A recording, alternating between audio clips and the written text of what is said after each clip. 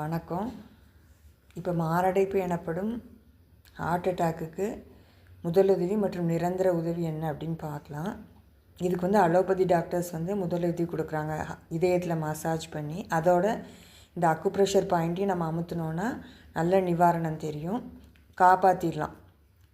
உள்ளங்கை மற்றும் உள்ளங்காலில், இடது கை மற்றும் இடது உள்ளங்காலில் இந்த மஞ்சள் தேய்ச்சி நான் காமிச்சிருக்க பகுதியில் அழுத்தம் கொடுக்கணும்.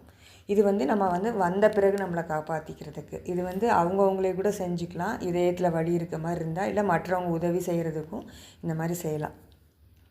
இது வராமல் தவிர்க்கிறதுக்கு என்ன பண்ணணும்னா, காலை மதியம் மாலை இரவு உணவுக்கு முன்னே ஒரு 50 வாட்டி இதயத்தில் ஏற்கனவே பிரச்சனை இருக்கவங்க இந்த மாதிரி அழுத்தி விட்டுக்கிட்டாங்கன்னா மாரடைப்பு வராமல் தவிர்த்துக்கலாம். சுலபமாக அந்த பிரச்சனையிலேருந்து மீண்டு வரலாம்.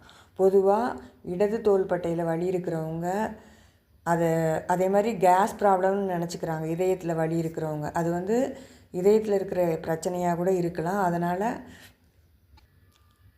இதயத்தில் வலி இருக்கிறவங்க, இடது தோள்பட்டையில் வலி இருக்கிறவங்க இந்த பாயிண்ட் அழுத்தி விட்டால் நல்ல நிவாரணத்தை பார்க்க முடியும்.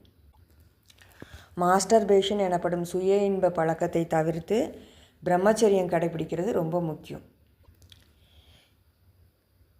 இன்னொரு முக்கியமான விஷயம் என்னென்னா, இடது பக்கம், அதாவது இடது கை கீழே இருக்கிற மாதிரி ஒரு பக்கமாக படுக்கிறது, குப்புற படுக்கிறது, வலது பக்கம் திரும்பி படுக்கிறது, மல்லாந்து படுக்கிறது எல்லாமே தவறான பழக்கங்கள்.